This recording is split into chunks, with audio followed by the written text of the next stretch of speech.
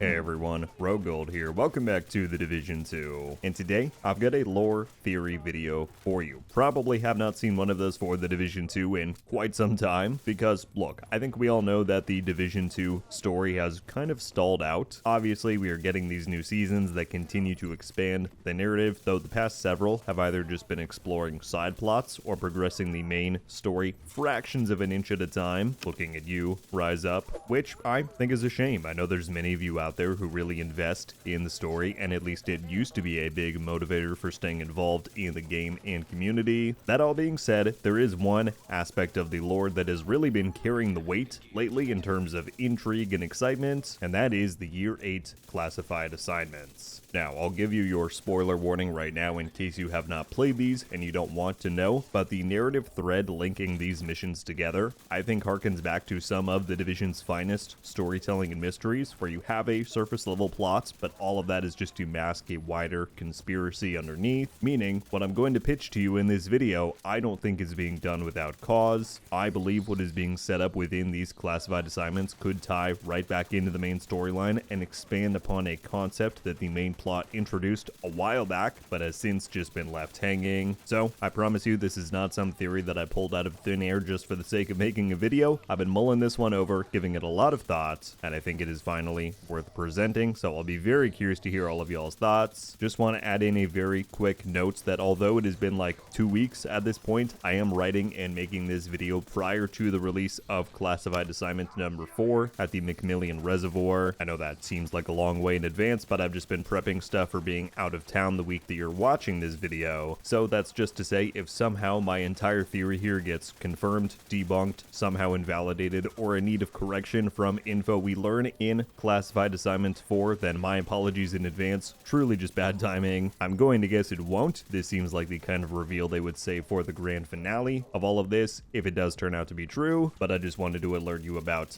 that. Otherwise, let's get started. You know what to do. If you enjoy this one, you want to see more on The Division 2 from me moving forward, then be sure to subscribe. Have to give a major shout out and thank you to all of our channel members. Thank you so much for supporting myself, supporting the vision for this channel. It is so appreciated. But yeah, let's get right to it. So, a quick background in case you have not played the Year 8 classified assignments. Again, spoilers if you don't want to know. The missions we have gotten so far vary in context and objective, but there is a connective thread where this mysterious figure, who we know as Max, has visited each one of these locations, and he appears to be after the original Directive 51 document, which is the legislation that established the Division organization. He believes that there is information on there that we are not privy to, and that will expose the corruption or the fallacy behind our cause. That is the overall premise, and each mission has given us small details to expand on that. This theory that I'm presenting, however, has really spawned off of the latest Conspiracy Zone hideout mission, and it all began with the final echo that we unlock there. Take a listen.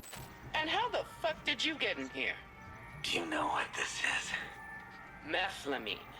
I could smell that ammonia stank all the way from the arcade. I know where you can find maybe a dozen 42-gallon barrels of this stuff. If you got your hands on that, what would you do? I'd bake a big fucking cake. And what would you be asking in return? Business-minded. Good. What I want is for you to take this laptop and for you to plug it in inside the pyramid. And when people come looking for it, you entertain them. That sounds sketchy as fuck. Nothing you can't handle? The people who come, I want you to entertain them. Engage their minds. Fun stuff. Well, we ain't short of games. You one of them Red Watch assholes? To be a rogue, you had to be Division first. Do we have a deal? If the shit is where you say it is, we do.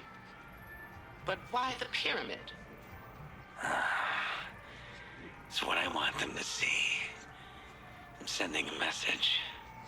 So, Max wants us to see this pyramid, but why? Well, I'm guessing most of you who played the mission made this connection, but if not, the pyramid and the details on it are a 3D representation of the Eye of Providence, which is a symbol that is tied to the concept of the Illuminati. The Illuminati have had various different historical contexts, but more modernly, it is used as a term for the theory that there is a collective of global individuals who control everything. Basically, governments, corporations, they just have such immense wealth and reach that they have a hand in really everything. And an interesting detail here, in case you thought this concept of conspiracies and shadow organizations might be only tied to this specific classified assignment, it is worth noting that the final exotic reward from completing all 8 assignments from this year is a weapon called the Eye of Providence. So, Max wants us to see the pyramid, the meaning behind it. Let's then listen to the audio log that he leaves for us to find from this same mission.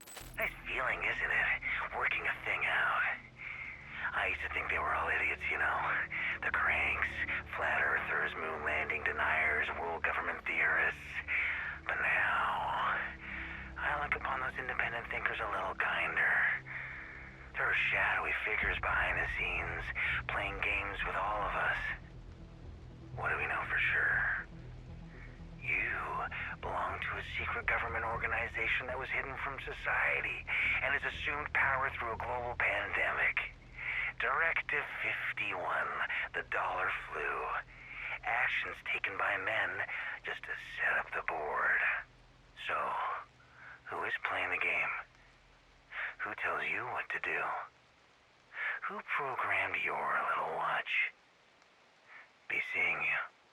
So, he's laying it out for us pretty plainly here. Who controls us? Who programmed the watch? Some of those things we know the answers to, like how Alex and Claire Ortiz created Isaac and Anna, but he's really implying something deeper here, and it's tying right back into the question of who ideated Directive 51. What does it truly mandate? So, this is where the theory part of the video comes in, especially after reviewing all of the evidence for this video. I have a high confidence that this is all tying back into the concept of the Cabal. Ring a bell? It might not. This was a major lore drop and reveal back at the beginning of year 6 when we took Aaron Keener captive in the White House, and it simply has not come up again since, despite its seeming importance. So, here is a refresher on what we learned back then. You can't be fucking serious. I wish I was joking. The Cabal. Yes. That's so 80s. They're older than that, but yes. And she's one of them. Yes. Is Cal? He wants to be, but his membership was never approved. Not enough money or legacy. Just one of their lackeys. This is insane. It is. There are more lackeys, but unlike Cal, the Cabal doesn't keep a helpful list of their operatives on a USB drive.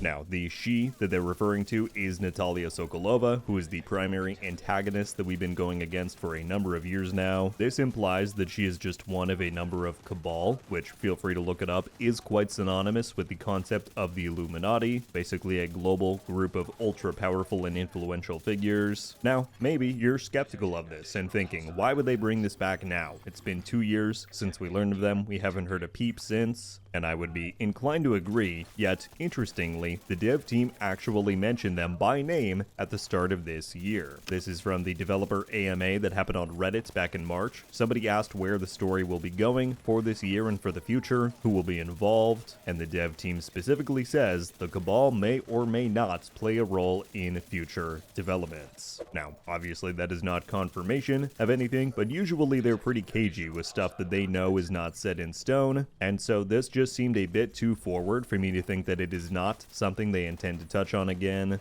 And what I think is interesting, tying this back to the Division organization as a whole, Keener elaborates in the comm that Calvin McManus is not a member of the Cabal, but he seems to want to be, and he's likely trying to impress them. Could that imply that he was installed as the head of Homeland Security, and therefore the Division to try and better control us? Keener also mentions that the Cabal have their operatives in the field. Max stated in the Echo that he is not a Division agent, or a rogue by extension. Could he have previously been tied to the Cabal, and since splitting away, maybe he's now trying to expose them? The game certainly sets him up as being antagonistic, but ultimately he may just be trying to show us who the real players in this game are. And so the rabbit hole really goes deep here. You can go all the way back to the lore with April Kelleher and Roger Koopman in the Division 1, the question of who planned the apocalypse, who enabled Gordon Amherst to create the green poison. This ultimately strongly supports the idea that the Cabal may have done it in a way to make a new world order much more feasible if there are 90% less people to control, and in doing so, maybe they had Directive 51 drafted so that they had a legitimized army at their disposal, one that has no direct oversight. As we know, the Division can really do as they see fit, which ultimately makes them pretty susceptible to influence. I think that raises a very interesting question, though, which is, why are we opposing them?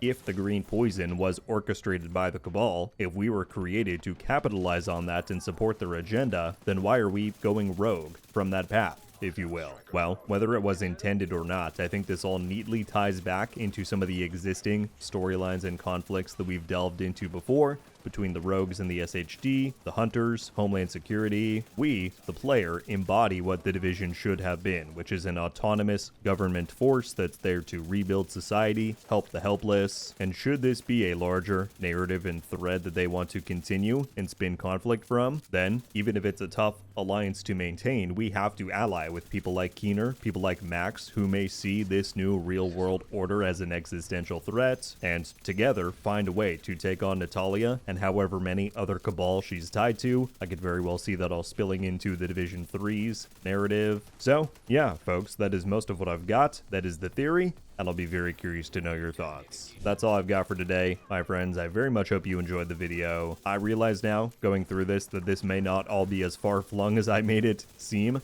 I haven't really seen anyone else making this connection so far, though, so I did want to talk about it. As I said, I will be very curious to know y'all's thoughts on what we covered here. Where do you see the classified assignment narrative going for the remainder of the year? How do you think it ties back into the main storyline, if at all? Do you think the Cabal really have a role to play in any of this? Lots of questions. I anticipate seeing a lot of answers for those things down below. But that being said, thank you all so much for coming by and watching. I will catch you back soon. But until then, RogueGold.